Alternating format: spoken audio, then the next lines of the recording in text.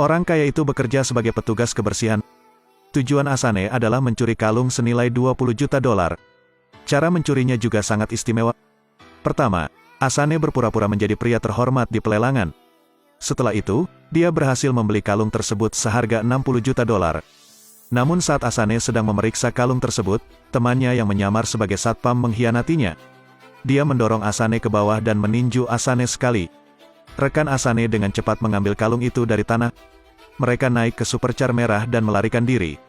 Namun sebelum melaju terlalu jauh, mobil tersebut langsung menabrak gedung. Polisi segera menangkap mereka. Tapi ini semua adalah rencana Asane.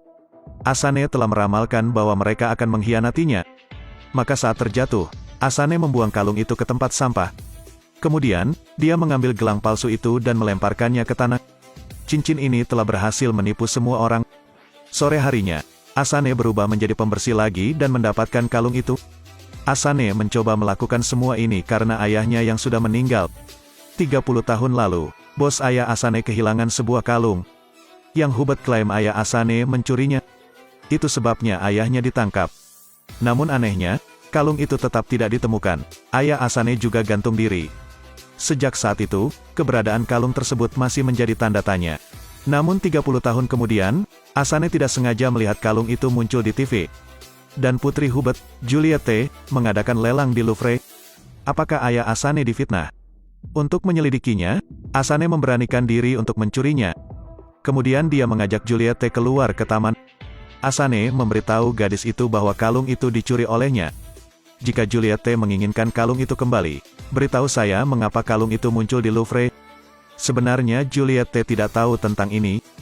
Gadis itu juga mengatakan bahwa kalung itu dibeli oleh ayahnya dari toko. Melihat Juliette tidak berbohong, Asane buru-buru pergi. Dia pulang ke rumah, membuka kotak peninggalan yang ditinggalkan oleh ayahnya. Asane juga menemukan petunjuk dalam surat wasiat. Kata ayahnya, cari saja Etienne akan tahu semua yang sebenarnya. Dan Etienne adalah teman satu sel ayahnya tahun itu. Jadi Asane menyusup ke penjara dan menemukan Etienne. Etienne memberitahu Asane, ayah Asane meninggalkannya sebuah buku. Mengikuti instruksi Etienne, dia menemukan buku itu.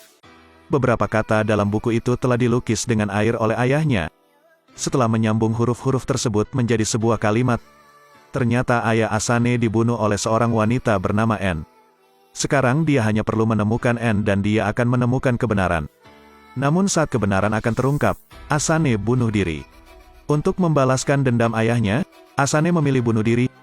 Asane dimasukkan ke dalam tas oleh staf penjara dan dibawa pergi. Tapi tiba-tiba resleting tas itu perlahan ditarik keluar. Ternyata Asane hanya memalsukan kematiannya untuk kabur dari penjara. Selanjutnya, Asane hanya perlu menemukan seorang wanita bernama Anne untuk ditanyakan. 30 tahun yang lalu, ayah Asane diperkosa oleh Hubert dan masuk penjara, dan meninggal di sana. Untuk menyelidiki siapa yang membunuh ayahnya, Asane menemukan petunjuk yang ditinggalkan ayahnya tahun itu. Temukan saja Anne akan tahu yang sebenarnya. Asane dengan cepat menemukan Anne, yang merupakan istri Hubert. Ternyata kalung itu tidak dicuri tahun itu. Seluruh keluarganya berencana memasukkan ayah Asane ke penjara. Dan alasan dibaliknya mengejutkan. Anne mengatakan, selama Babakar mengaku, anaknya akan dididik di lingkungan terbaik. Di saat yang sama, dia juga akan menggunakan hubungannya untuk mengeluarkan Babakar dari penjara secepat mungkin. Demi putranya, dia menandatangani pengakuan. Namun tak disangka, polisi yang disuap oleh Anne memainkan tipu muslihat. Dia membuat Babakar dihukum mati, jadi Babakar bunuh diri. Anne mengatakan Dumont dan Babakar tidak memiliki permusuhan. Sampai hari ini dia masih tidak tahu mengapa Dumont melukai Babakar. Asane dengan cepat menculik Dumont, lalu memaksanya untuk memberitahu dalang di baliknya. Tapi Dumont tidak berani mengatakan yang sebenarnya. Jika dia mengatakan yang sebenarnya, dia akan kehilangan nyawanya. Asane mengancam Dumont, jika dia tidak mengatakannya, dia akan mati. Akhirnya, Dumont mengatakan yang sebenarnya. Tahun itu, Babakar dilukai oleh Hubert dan dikirim ke penjara. Hubert kemudian meminta istrinya untuk menasihati Babakar agar mengaku. Hubert takut Babakar akan mengatakan yang sebenarnya saat dia keluar dari penjara. Jadi dia mencoba membuat Babakar bunuh diri. Dia berbohong bahwa kalung itu akan menghasilkan banyak uang. Dia menggunakan uang itu untuk memperluas bisnis. Setelah mengetahui kebenarannya, Asane bersumpah akan membalas dendam terhadap Hubert. Tapi dia tidak bisa melakukan ini sendirian. Dia pergi mencari seorang wanita. Dia adalah orang penting yang bisa mengekspos Hubert. Apa cara untuk menghancurkan seseorang? Itu untuk memahami titik lemah lawan. Asane menghubungi Fabienne, yang menyimpan bukti bahwa Hubert menjual air. Jadi Fabienne dicubit oleh Hubert dan kehilangan pekerjaannya. Mengetahui Asane ingin mengungkap Hubert, Fabienne memiliki lebih banyak harapan. Jadi dia menunjukkan video bukti kejahatan kepada Asane. Tahun itu untuk selamanya, Hubert mengkhianati negara untuk menjual senjata kepada teroris. Akibatnya, negara itu diserang oleh teroris. Asane dengan cepat mengunggah klip itu. Kurang dari 2 jam, klip itu menjadi viral di seluruh media.